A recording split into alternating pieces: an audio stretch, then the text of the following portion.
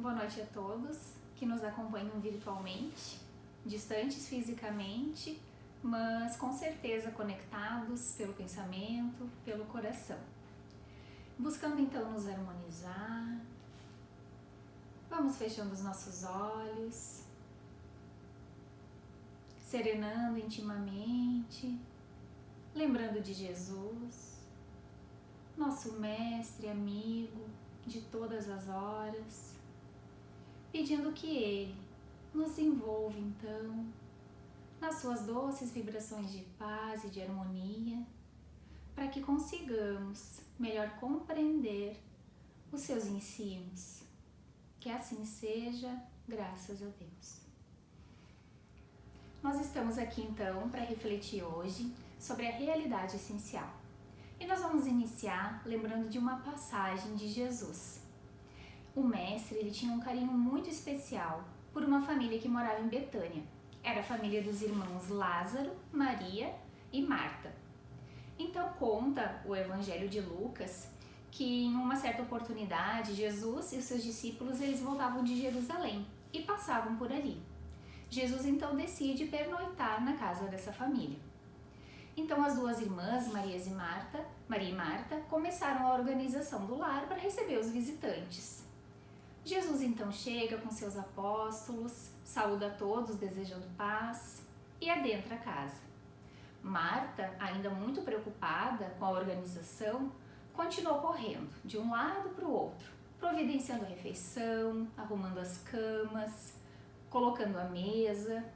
E em um dado momento, já fatigada, cansada, ela procura por sua irmã Maria e encontra ela sentada aos pés do mestre, olhando para ele com muita doçura, com muito carinho, ouvindo as suas palavras, absorvendo todos os seus ensinamentos. Marta então fica irritada e pede que Jesus então fale com Maria, que diga para Maria que ela deve ajudá-la porque tem muitos afazeres ainda a serem feitos. Jesus então, com um sorriso no rosto, olha para Marta e fala: Marta, Marta, estás ansiosa e fatigada com muitas coisas, mas uma só é necessária, e Maria escolheu a melhor parte, a que não lhe será tirada. Como em todas as passagens da vida do Cristo, nós precisamos buscar o sentido espiritual da lição.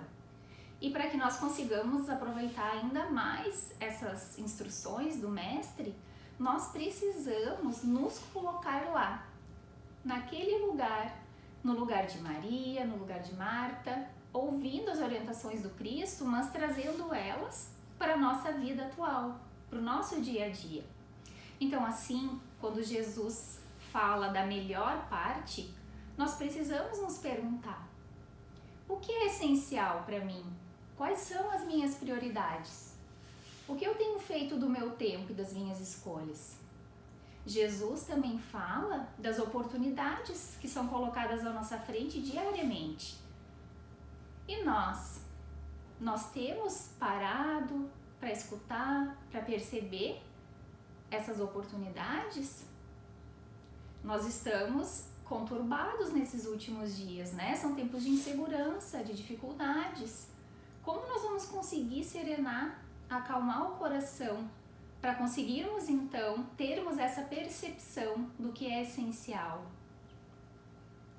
Emmanuel, na sua obra Pão Nosso, ele nos chama a atenção quando ele nos diz: geralmente ouvimos, vemos e sentimos conforme nossas inclinações e não segundo a realidade essencial. Então o benfeitor aqui, ele nos alerta de que nós ainda nos equivocamos com certas situações.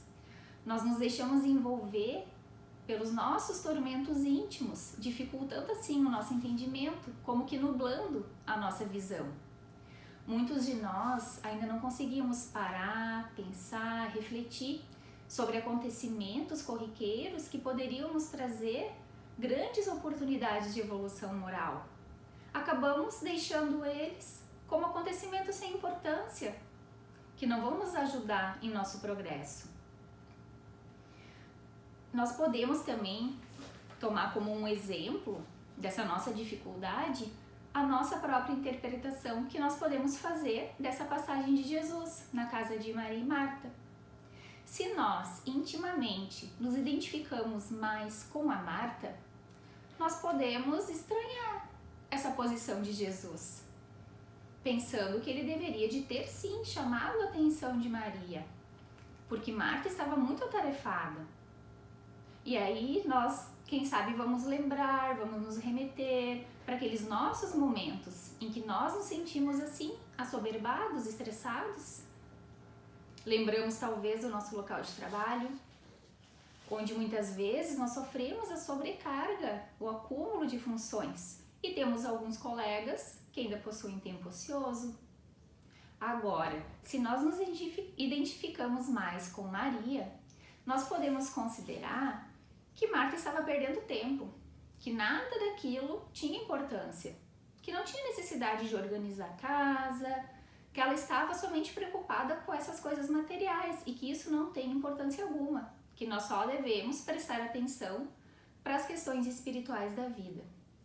Nesse momento, talvez venha à nossa memória quando aquele colega, amigo ou até mesmo um familiar nos critica, porque nos convida para um passeio, para um jantar, para um encontro com amigos e nós recusamos, porque vai se dar no mesmo dia e horário de nosso grupo de estudos, ou então da palestra que nós queremos tanto assistir. Dessa forma, então, nós percebemos o quanto o nosso mundo íntimo influencia na forma com que nós enxergamos o mundo e as situações. Mas será que Jesus, na sua infinita sabedoria, ele estaria estimulando a competição entre as duas irmãs? Obviamente não, porque nenhuma palavra do Cristo era em vão. Se nós nos aprofundarmos no estudo das suas parábolas, nós vamos compreender que cada única palavra que ele colocou tinha um sentido.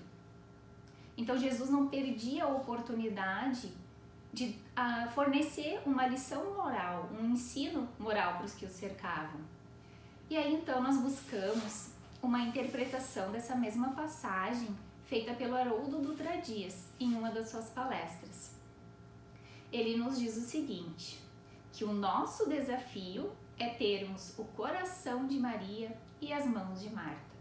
Ou seja, nós temos um coração capaz de escutar, de ouvir os ensinamentos, de sorver isso tudo, mas ao mesmo tempo nós precisamos ter as mãos operosas da Marta, que vão conseguir concretizar isso tudo que nós aprendemos aqui no nosso mundo.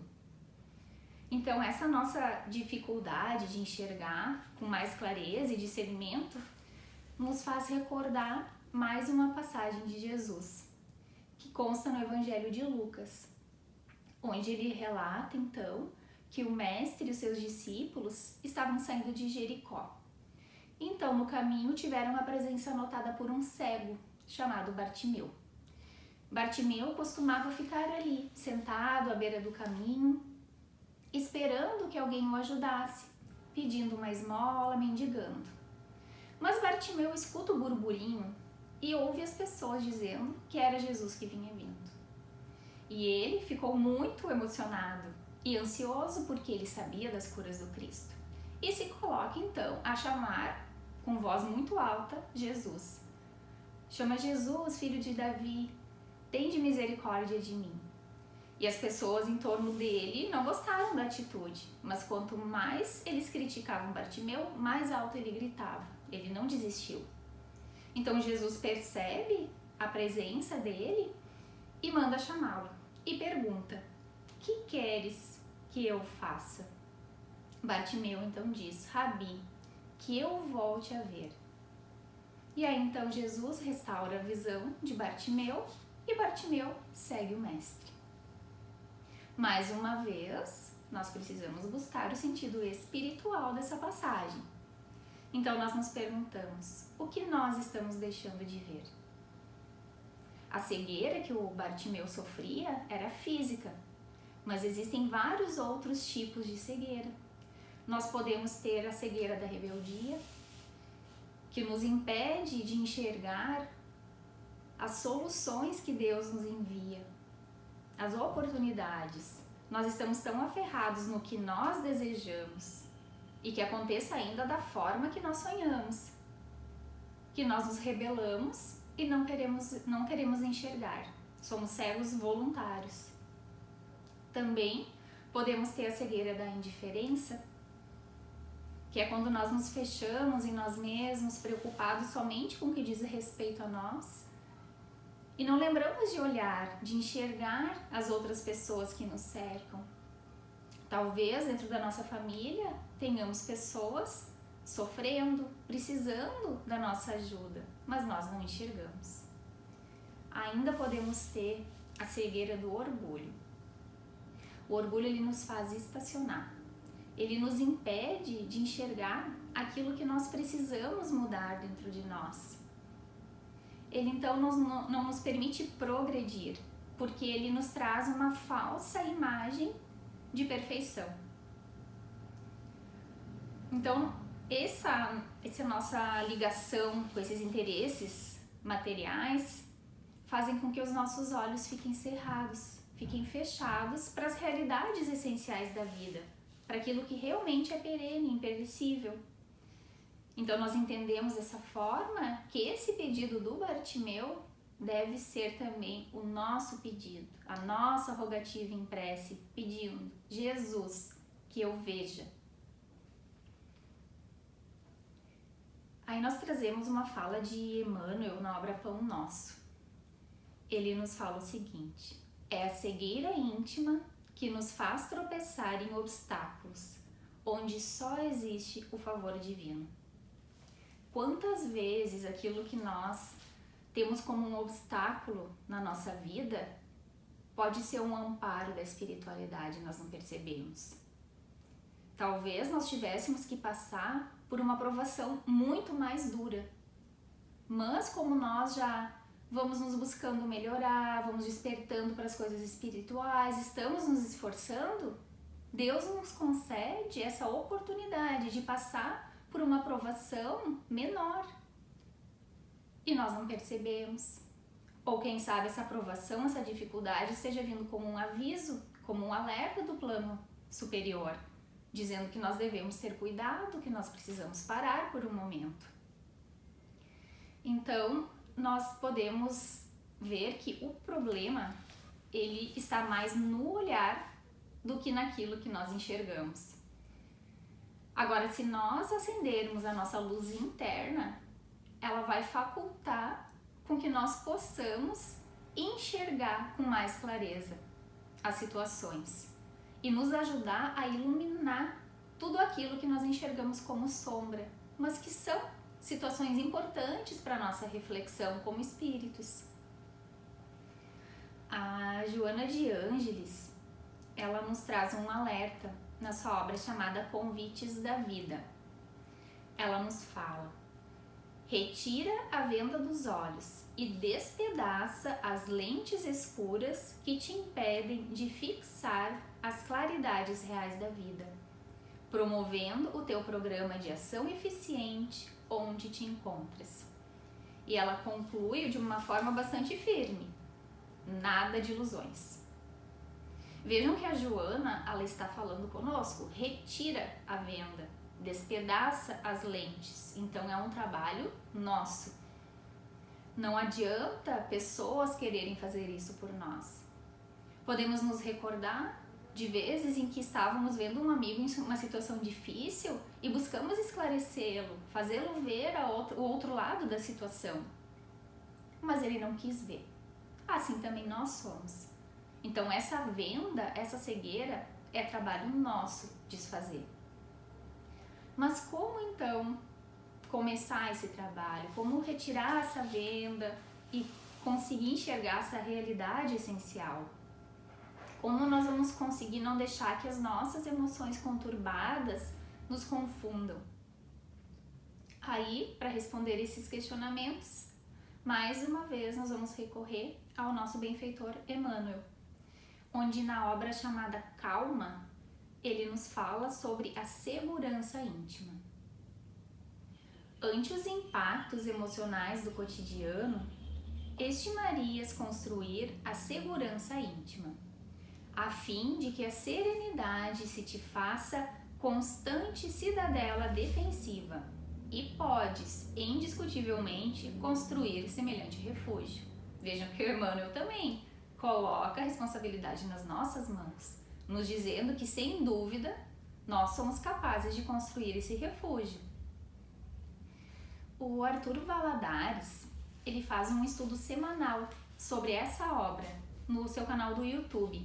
A cada semana, ele estuda um capítulo. E ele faz considerações muito esclarecedoras dessa fala de Emmanuel. Quando ele nos diz que na vida nós sofremos impactos emocionais diariamente, uns maiores, outros menores. E que para que nós saibamos lidar com eles, nós precisamos então desenvolver, construir esse estado de segurança íntima que Emmanuel nos aconselha, que seria então um estado de equilíbrio interior, de fortaleza, de resiliência, para que então a nossa vida interior se sobreponha à vida exterior e não o contrário. A pessoa que não possui essa vida íntima consolidada, ela vai acabar se deixando levar pelo que vem de fora. Ela não vai ter força, ela não vai ter base para isso e vai se desestruturar. Nós precisamos então, de acordo com o que o Arthur nos ensina, que nós precisamos ter muito cuidado e proteger a nossa casa mental. Porque se nós não fizermos isso através da educação, da nossa visão, da nossa fala, da nossa escuta, a educação dos nossos ímpetos, construindo essa tranquilidade emocional, nós vamos ser como aquela folha ao vento, que para onde o vento soprar, nós vamos acompanhar ele. Ou aquele castelo que é construído na areia, onde não tem uma base sólida. E essa nossa construção, essa nossa fortaleza, nós precisamos construir em cima de uma flexibilidade.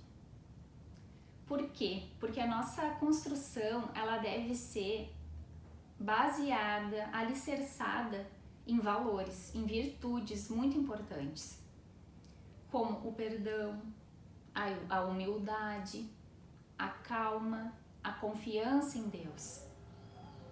Porque isso vai nos possibilitar, então, absorver a energia desses impactos todos que nos chegam. E absorvendo essa energia, nós vamos conseguir transformar ela, redirecionar ela para o nosso crescimento espiritual, nos tornando assim mais fortes moralmente. E ainda nessa mesma passagem de Emmanuel, ele nos fala sobre a serenidade e compara ela a uma cidadela defensiva. Nós podemos então compreender que a serenidade é a nossa fortaleza espiritual, porque em verdade os mais fortes são os serenos, são os calmos, os humildes, porque o orgulho, ele é muito frágil.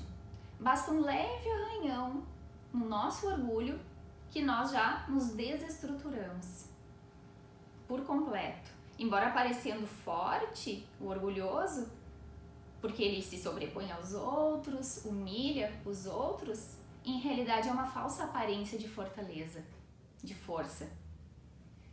Por outro lado, o humilde, que aos nossos olhos parece pequeno, frágil, ele carrega dentro dele uma fortaleza gigantesca, porque ele se reconhece pequeno. E por se reconhecer pequeno, ele se assenta, ele assenta as suas bases, faz a sua construção em Deus.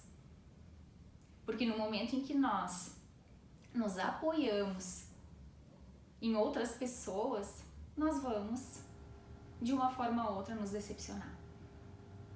Já Deus e Jesus, eles jamais nos decepcionam. Eles nunca nos abandonam. A verdade deles é imutável, enquanto que a verdade do homem varia de acordo com a consciência, com o entendimento de cada um. E por onde começar, então, essa construção da serenidade tão importante? No dia a dia, nas pequenas coisas do dia a dia. Nós podemos ir treinando com os nossos familiares, amigos, colegas, não nos deixando perturbar pelas situações tão corriqueiras que acontecem e que por vezes nos tiram do sério, nos desequilibram, nos desestruturam, trazem um lado nosso que nós achávamos até que não existia mais. São pequenas coisas que são motivos de grandes explosões. E aí, quando nós vamos buscando então esse treino, nós vamos vendo que quem consegue manter a serenidade nas coisas pequenas vai vencer com muito mais facilidade os grandes desafios da vida. Um outro ponto que nós gostaríamos de ressaltar para refletirmos também sobre essa questão da realidade essencial é a bênção do tempo, essa concessão divina que nós recebemos. Emmanuel, ele nos traz um ensinamento e também um questionamento, quando ele diz: é lógico que todo homem conte com o tempo, mas se este tempo estiver sem luz, sem equilíbrio, sem saúde, sem trabalho? Então, quando nós estamos encarnados, parece que o tempo de uma encarnação é uma eternidade. Mas, em verdade, ele é muito breve. É como se fosse um piscar de olhos, comparado à eternidade de nós, espíritos imortais. E cada um, ao reencarnar, recebe uma cota de tempo, mas nós não sabemos qual é a nossa cota. Então nós precisamos sim atender esse apelo do Emmanuel, colocando mais luz nas nossas horas, nos nossos dias, buscando fazer o bem, investindo no trabalho, na paz, na nossa saúde. Nós por vezes não conseguimos nem vislumbrar a nossa velhice. As nossas escolhas acabam sendo baseadas no nosso hoje. Nós não levamos em conta o tempo que está por vir. Então imaginem a nossa dificuldade em agir de acordo com a vida eterna, pensando sempre no que vai ser importante daqui para frente, na nossa evolução, e como vai ser no momento em que nós nos depararmos com essa realidade da vida, que é o momento do nosso desencarne. Então nós devemos fazer tudo o que estiver a nosso alcance, para que a gente não venha transformar a nossa mente em uma casa vazia dos valores espirituais, para que nós nos voltemos então para os valores atemporais, o que equivale a dizer, sem apegos materiais. Conscientes sim, de que os bens da terra, que os recursos financeiros, eles são importantes, mas eles devem nos servir e não nos dominar. Nós trazemos aqui então uma passagem do Evangelho segundo o Espiritismo, no seu capítulo 16, item A Verdadeira Propriedade, onde um benfeitor nos esclarece: o homem só possui em plena propriedade aquilo que lhe é dado levar deste mundo. Do que encontra ao chegar e deixa ao partir, goza ele enquanto aqui permanece. Forçado, porém, que é a abandonar tudo isso, não tem das suas riquezas a posse real, mas simplesmente usa o fruto. Que é então que ele possui? Nada do que é do uso do corpo, tudo o que é do uso da alma. A inteligência, os conhecimentos, as qualidades morais, isso o que ele traz e leva consigo, o que ninguém lhe pode arrebatar, ou seja, aquela melhor parte que Maria soube escolher. A vida aqui na Terra, ela é importante.